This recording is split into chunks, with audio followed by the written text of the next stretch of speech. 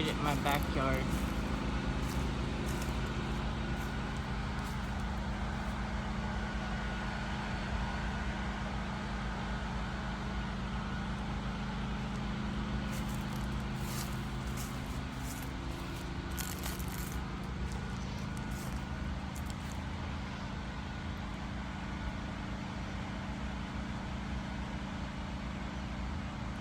Hopefully you can see the others.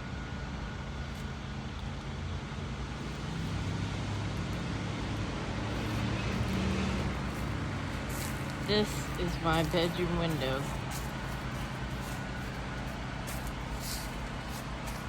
And my head.